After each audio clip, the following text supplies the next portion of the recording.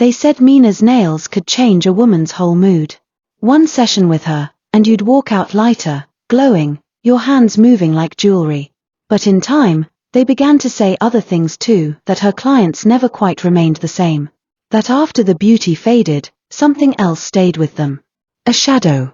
Mina's nail room sat at the far end of an old shopping complex in Saoulier, beside a hairdresser who played gospel music too loud and a tailor whose customers were always complaining.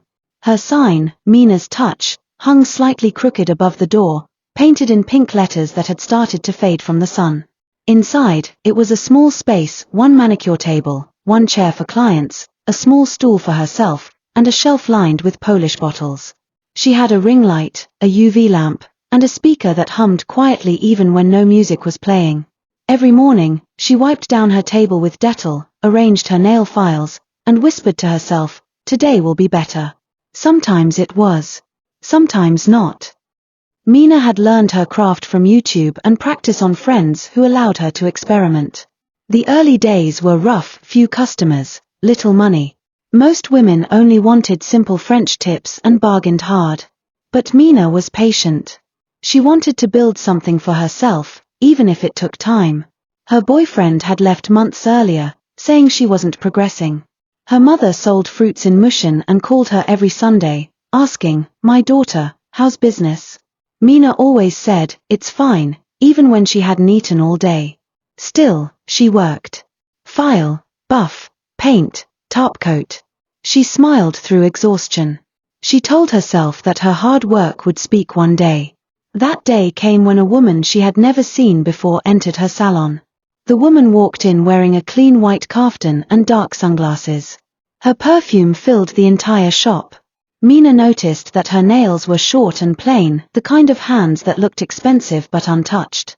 The woman watched her quietly as she worked. She didn't scroll her phone like most clients. She just stared, calm, confident, and oddly cold. When Mina finished, she brushed cuticle oil on the woman's hands and smiled politely. "These hands look different," the woman said, examining them. "They just look clean, Ma," Mina replied shyly. The woman smiled faintly. "Clean is enough." She paid the normal price, then placed 5 crisp 5,000 Nigerian nairas notes on the table. "For new Polish," she said. "I'll come back." And she did. Every few days, the same black Lexus parked outside. Sometimes she came alone. Sometimes with her friends, 3 quiet women who dressed well and spoke little. They all loved Mina's work, tipped heavily, and brought gifts, new towels, polish sets, and even a sterilizer machine. Business began to grow. Mina bought a new manicure table, a better chair, and a new light. Within weeks, her small salon started looking modern and bright. Clients started coming more frequently, asking for the lady that makes nails shine like glass. The woman's name was Madam Omoye. Mina had grown to respect her deeply. She was always calm, always smiling. She never rushed her, never complained. Mina often wondered what she did for a living, but she never asked. Then one evening, Omoye came dressed in all black. Her perfume was heavier than usual. She sat down without speaking for a while. The silence felt uncomfortable. "Mina," she said finally, "you owe me." Mina froze.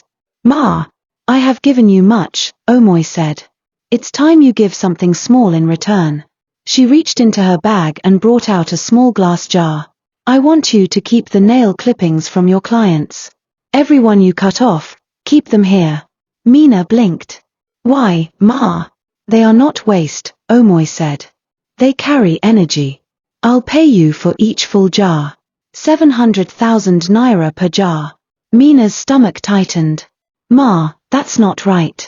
Those are people's body parts." Omoye's smile vanished. "You talk too much. Without me, you'd still be cleaning cheap nails for 2,000 naira. Think well." She stood and left, leaving the jar behind. That night, Mina couldn't sleep. She thought about the money. She thought about the help she'd received, the new equipment, the clients Omoye brought her.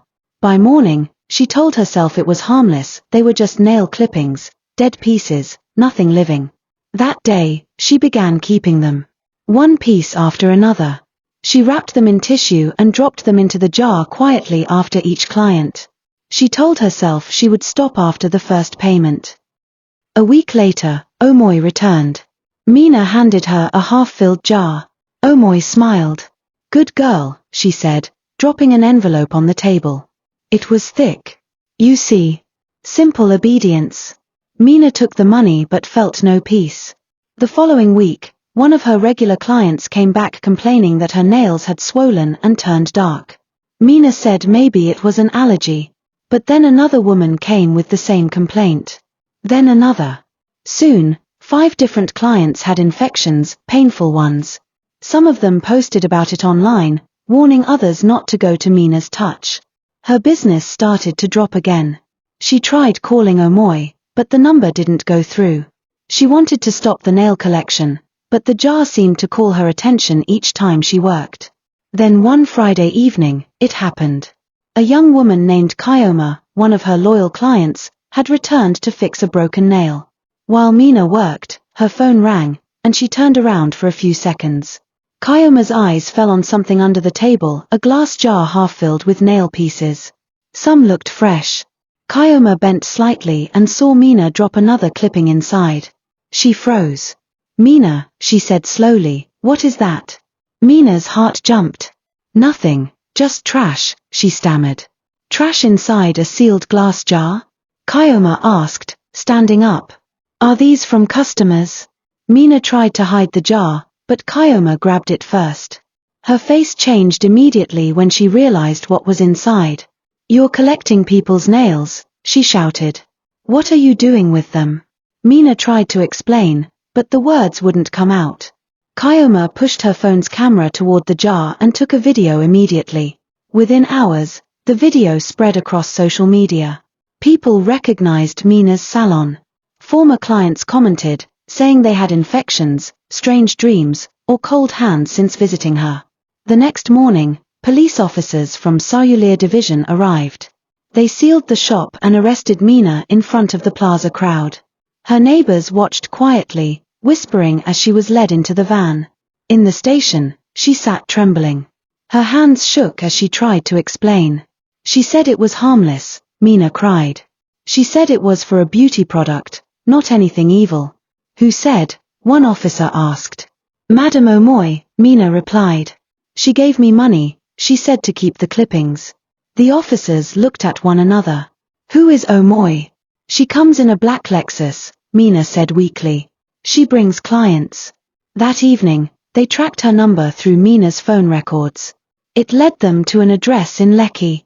When they arrived, they found Omoye in a large house. Inside her storeroom, they discovered multiple jars identical to the one Mina had, filled with nail pieces labeled with different women's names and dates. They arrested her immediately. When questioned, she refused to speak.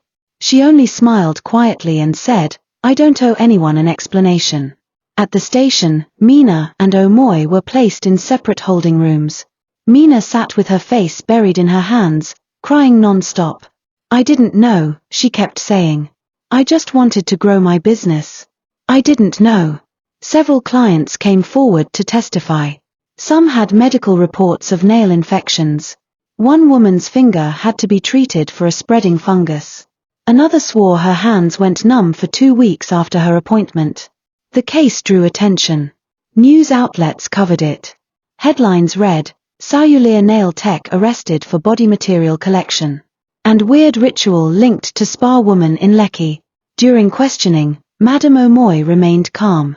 She denied knowing Mina personally, saying she only visited her once. But the payment evidence on Mina's phone and several CCTV clips from nearby shops proved otherwise. One clip even showed Omoye entering Mina's salon late at night when the shop was closed. That was enough. By the end of the week, both women were transferred to Panti for further investigation. Mina stopped talking. She sat in silence, staring at her hands, the same hands that once brought her money and pride, now shaking constantly. When her mother came to see her, Mina couldn't lift her head. Her mother just wept quietly behind the bars. "Why, Mina?" she asked. "Why you?" Mina had no answer. Later, The police revealed that several other salons across Lagos had received strange offers from unknown women paying to collect beauty waste, hair, nails, lashes. Mina had been the first to get caught. Omoye and Mina were charged for illegal possession of human body material and endangering clients' health.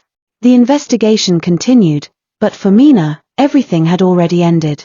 Her shop was sealed permanently. The pink sign that once said Mina's Touch was pulled down. The complex owners repainted the door white to erase the name. Inside the police station that night, Mina sat alone in the cell corner. She could still smell nail polish faintly on her skin. Her hands wouldn't stop trembling. When she looked up, she saw Madam Omoye being led past her in handcuffs. Their eyes met briefly, one full of regret, the other completely empty. And for the first time, Mina finally understood what too much help could cost.